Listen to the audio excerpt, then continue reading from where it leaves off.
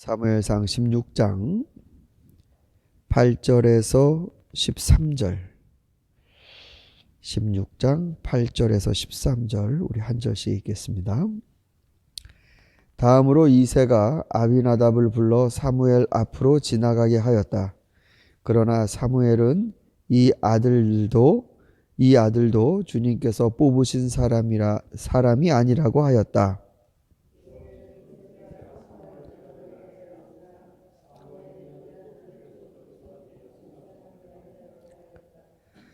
이런 식으로 이새가 자기 아들 7을 모두 사무엘 앞으로 지나가게 하였으나 사무엘은 이새에게 주님께서는 이 아들들 가운데 어느 하나도 뽑지 않으셨소 하고 말하였다.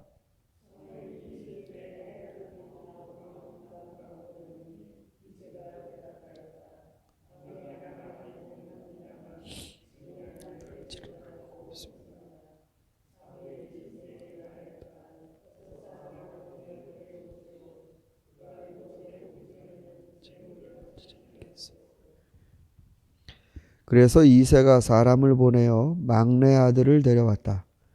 그는 눈이 아름답고 외모도 준수한 홍안의 소년이었다. 주님께서 말씀하셨다. 바로 이 사람이다. 어서 그에게 기름을 부어라. 사무엘이 기름이 담긴 뿔병을 들고 그의 형들이 둘러선 가운데서 사유석에 기름을 부었다. 그러자 주님의 영이 날로부터 계속 사무엘은 거기서 떠나 라마로 돌아갔다. 아멘.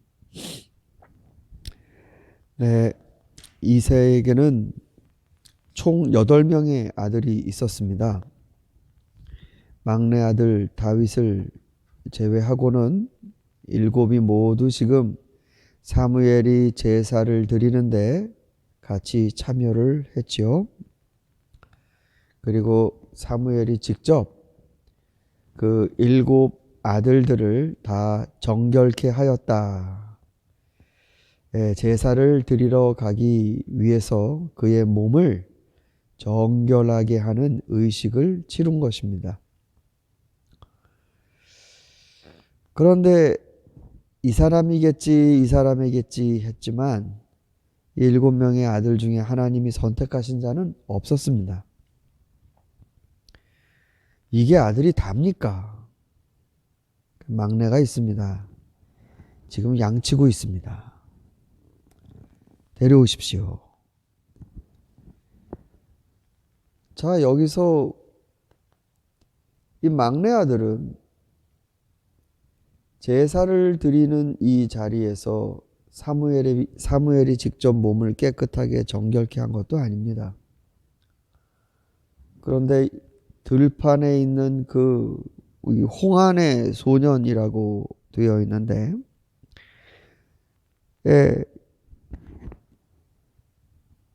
불러와서 기름을 부은 것입니다. 아니, 정확히는 하나님이 이 사람이다라고 말씀하신 거죠. 여러분 보십시오. 제사를 드리기 위해 사무엘이 직접 정결케 하고 구별했다는 거죠. 구별을 해서 하나님 앞에 같이 제사를 드리는 사람으로 초대를 했는데 그 중에 없었다. 오히려 하나님이 선택하신 자가 들판에서 양떼를 치고 있었다. 여기서 계속 사울의 경우에도 그랬고 지금 이 다윗의 경우에도 그렇고 여기 몸이라는 주제가 부각됩니다. 몸. 사울도 풍채가 아주 보통이 아니었죠. 다른 사람보다 머리가 하나가 더 있은지 멀리서도 보인다 그랬습니다. 키도 크고 잘생기고, 그러니까 외모로 봐서는 그 사람에게 정말 신뢰를 줄 수 있을 만한 그런 조건입니다. 그리고 늘 사울은 또 자기 자신이 제사를 드리는 거에 열심인 거를 표했습니다. 사무엘이 늦게 오자 자기가 먼저 제사를 드리고 아각을 사로잡고 다 멸하라고 하신 그 양떼들 가운데서도 또 제사 드리겠다고 하고, 그러니까 이런 식으로 하나님 앞에 나오는 제사, 이런 것들이 취급이 된 겁니다. 근데 하나님이 사람을 뽑으실 때는 그런 기준점으로 뽑으시는 게 아니라 하나님만의 독특한 보시는 게 있다는 겁니다. 전 이 말씀이 사실은 좀 많이 두렵습니다. 사무엘도 그렇고 이 사람은 평생도록 하나님을 순종하면서 제사를 드려왔던 사람. 이스라엘 백성들이 이 예배에 나오고 제사에 나오는 거, 그거를 고집스럽게 계속했던 사람입니다. 그러니 당연히 하나님이 뽑는 사람도 거기에 있어야겠죠. 그런데 지금 하나님의 시각이 어디로 갔는가? 이건 하나님이 교회 밖에 있는 사람을 더 좋아하신다, 예배 밖에 있는 사람을 더 좋아하신다는 뜻이 아니에요. 그 가운데 없다는 뜻이죠. 하나님 앞에 제사를 드리는 그것이 끊어져 본 적도 없고, 제사를 그렇게 소중히 여기는 이스라엘 사람들, 이스라엘의 왕. 그런데 정작 하나님을 두려워할 줄 아는 사람,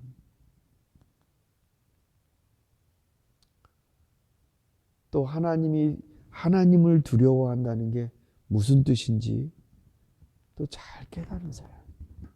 하나님은 그 사람을 찾으실 때 하나님의 관점에서는 몸을 깨끗하게 한 사람, 즉 정결례를 드린 사람이냐 아니냐를 보시지 않는 것 같아요.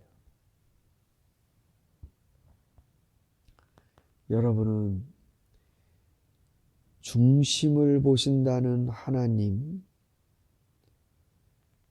그분의 눈에 들어오셔야 됩니다. 중심을 보시는 하나님의 눈에 들어오셔야 됩니다. 이 사람이다 라고 말했던 건 하나님이 위에서 말씀하신 바를 따져보면 이 사람이 중심이 섰다라는 말입니다. 이 사람의 중심이 이스라엘의 왕을 감당할 중심이다 라는 뜻입니다. 그럼 다윗은 무슨 대단한 철학을 갖고 있었나? 그가 가지고 있는 소신, 그가 가지고 있는 신학, 이게 대단한 사람이었나? 아니죠. 비어있는 거죠. 자, 아버지가 이 자식은 제사 드리러 가니까 너 오늘은 양치지 말고 형들이랑 같이 그 사무엘, 정말 우리 이스라엘의 큰 어른이 온다고 하니까 우리 식구들 다, 우리 아들들 다 예배 드리러 간다, 이러지 않고 아들은 마치 그건 뭡니까? 이건 깍두기도 아니고, 그러니까 아예 아들들로서 사무엘과 같은 자리에 있을 수 있는 자격이 이런 아이까지 데려가지 않아도 되겠지, 이렇게요. 양을 치라고 그런 겁니다. 어찌 보면 참 섭섭한 거죠. 그런데 다윗은 양을 칩니다. 열심히. 순종. 그러니까 자신이 해야 하는 일을 잘 감당하는 모습을 보여줍니다. 하나님은 들판에서 다윗이 무슨 일을 하고 있는지를 보신 거죠. 우리들의 신앙에도 이게 참 큰 착각이 많이 들어요, 종종. 하나님은 교회 안에서 어떻게 하고 있나를 보시는 그 하나님의 눈은 여기만 있는 게 아닙니다. 들판에서 어떻게,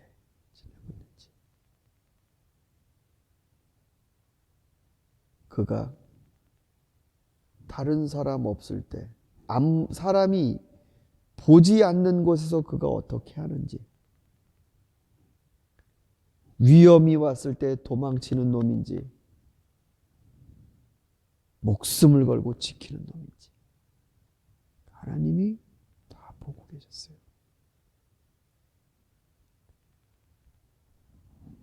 사랑하는 성도 여러분,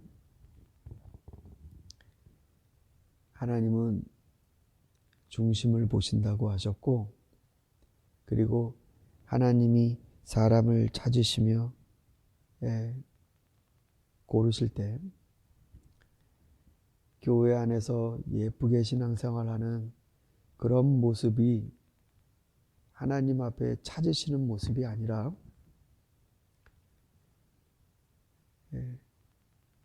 자기의 진실을 다해서 살아가는 모습이 하나님께 감동이 되는 것입니다. 다윗이 들판에 있었다라는 걸 잊지 마십시오.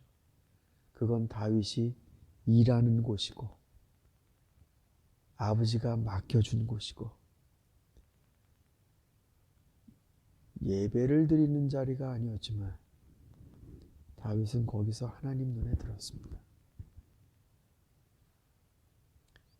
여러분의 열심은 이 아침 시간에만 반짝하고 끝나는 열심이 돼서는 안 됩니다. 들판을 보시는 하나님을 잊지 마시고 오늘도 여러분의 삶 가운데 여러분의 마음의 중심이 하나님을 향해 비어있는 그런 은혜의 삶을 사실 수 있기를 소망합니다. 기도하겠습니다.